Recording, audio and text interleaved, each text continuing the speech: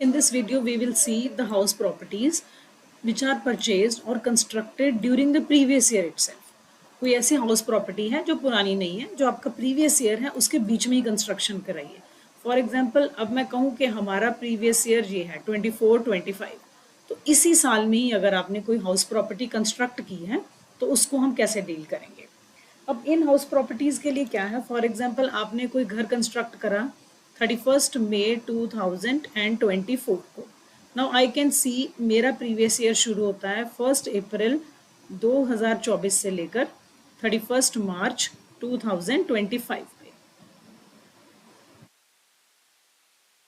अब ये जो हाउस बन रहा है 31 मार्च 24 को इसी पीरियड में आ रहा है, बीच में आ रहा है. सो इनको बोलते हैं हाउस परचेज्ड और कंस्ट्रक्टेड ड्यूरिंग द ईयर. या मैं कहूँ मेरा हाउस कंप्लीट ही 31 मई 2024 को हुआ. It means house is purchase during the year. अब इन हाउस प्रॉपर्टीज के लिए अगर ये हाउस प्रॉपर्टी मेरे को लेट आउट करनी है तो I cannot let it out for the full year, क्योंकि पूरा साल वो घर अवेलेबल ही नहीं था.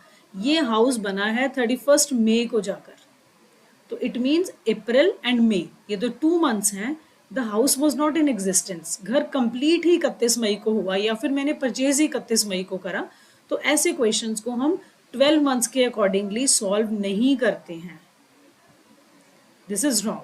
इन क्वेश्चंस को, अब मुझे पता है 2 मंथ्स के लिए घर अवेलेबल ही नहीं था, घर अभी अभी बना है, 31 मई को बना है, 31 मार्च तक मुझे कैलकुलेट करना है, तो इस क्वेश्चन को मैं 10 मंथ्स के अकॉर्डिंगली सॉल्व करूंगी. तो इट मीन्स मुझे अपने सारे रेंटल वैल्यूज, चाहे वो स्टैंडर्ड रेंटल वैल्यू है, म्यूनिसिपल रेंटल वैल्यू है, सबको मुझे दोबारा से कैलकुलेट करना पड़ेगा according to 10 months, not in per annum. एक एग्जाम्पल देखते हैं, उससे और क्लियर हो जाएगा आपको. इस एग्जाम्पल में हमें गिवन था कि सबसे पहले मेरे को जो दिख रहा है date of completion, that is a very important point for me. Complete कब हुआ है हाउस. आई कैन सी ये जो हाउस कंप्लीट हुआ है during my previous year complete हो रहा है, दैट इज 31/7/2024. मेरा प्रीवियस ईयर 1 अप्रैल 24 से शुरू होकर 31 मार्च 25 तक जाने वाला है.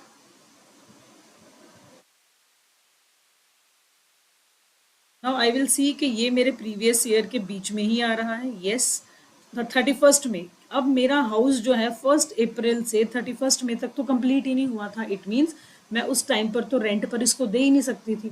तो मेरा घर एक्चुअली 31/7 या मैं कहूँ 1/8 से एग्जिस्टेंस में आया है. 31/7 या 1/8 एक ही बात है. इससे लेकर टिल 31 मार्च, जब मेरा ये प्रीवियस ईयर खत्म होगा, तब तक I could give this house on rent. तो अब ये कितने मंथ्स बनते हैं? These are total 8 months. तो अब मुझे सारा क्वेश्चन 8 मंथ्स के अकॉर्डिंग करना है, 12 मंथ्स के अकॉर्डिंग नहीं करना. बस आपने ये पॉइंट अब अप्लाई करना है जब हाउस आपका प्रीवियस ईयर के बीच में कंप्लीट हुआ या फिर आपने परचेज ही प्रीवियस ईयर में किया. अब हम स्टार्ट करते हैं इस क्वेश्चन को. इसमें सबसे पहले मेरे को दिख रहा है फेयर रेंटल वैल्यू जो कि है 90,000 rupees.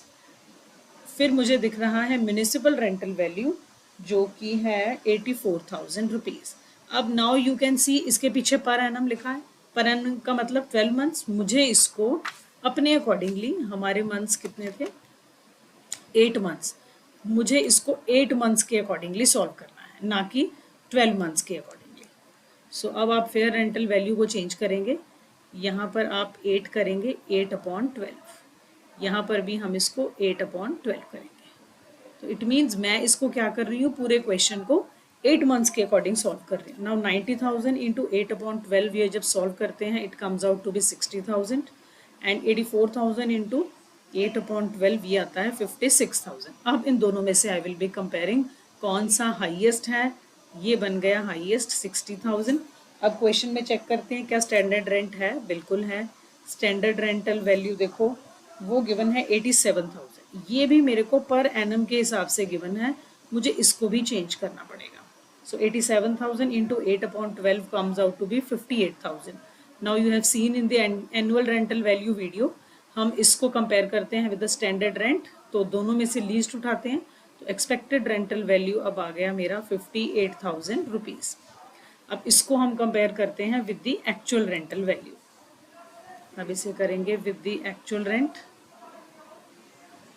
Actual rental value question में आपको गिवन है, रियल रेंट की फॉर्म में दिया हुआ है 8000 पर मंथ। तो अब मैं 8000 पर मंथ को इंटू 8 ही करूँगी, नॉट 12। तो ये आ गया 64,000 rupees. Now another important point in the question is, आप देख सकते हो अनरियलाइज्ड रेंट भी गिवन है। ये भी हमने एनुअल रेंटल वैल्यू जो हमने लेट आउट हाउस प्रॉपर्टी की वीडियो है उसमें देखा है। अनरियलाइज्ड रेंट को हम कैसे ट्रीट करते हैं, ये हम एक्चुअल रेंट में से पहले ही माइनस कर देते हैं बिफोर कंपेयरिंग। तो अनरियलाइज्ड रेंट क्वेश्चन में गिवन था 4000 का, ये मैंने एक्चुअल रेंट में से कंपेयर कर दिया, माइनस कर दिया, ये आ गया 60,000 actual rental value.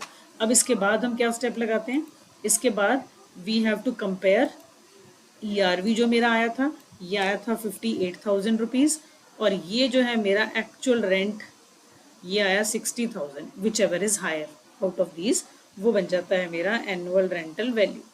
Annual rental value अब यहाँ पर आ रहा है 60,000 रुपीज़। अनदर इम्पॉर्टेंट पॉइंट है, अब आप क्वेश्चन में चेक करो डेट ऑफ लेटिंग क्या है। डेट ऑफ लेटिंग का मतलब आपने घर किराए पे कब दिया। अब आपकी हाउस जो है वो कंप्लीट हो गया था 31/7/24 को, पर आपने उसको इमीडिएटली लेट आउट नहीं करा, आपने उसको 1/10/2024 पे लेट आउट करा।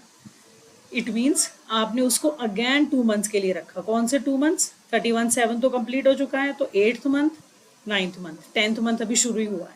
तो ये 2 मंथ्स के लिए मैं कहूँगी मेरा हाउस वेकेंट था जब आपने किराए पर नहीं दिया, तो ये वैकेंसी है।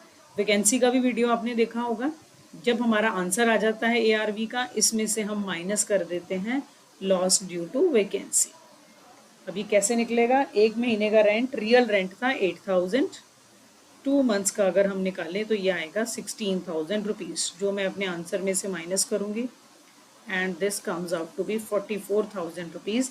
इसको आप एनुअल रेंटल वैल्यू बोलो, ग्रॉस एनुअल वैल्यू बोलो, ये मेरा आंसर आ जाएगा। So this is how we treat. अगर आपने घर बीच में लिया हो, then we do not complete the question with per annum system.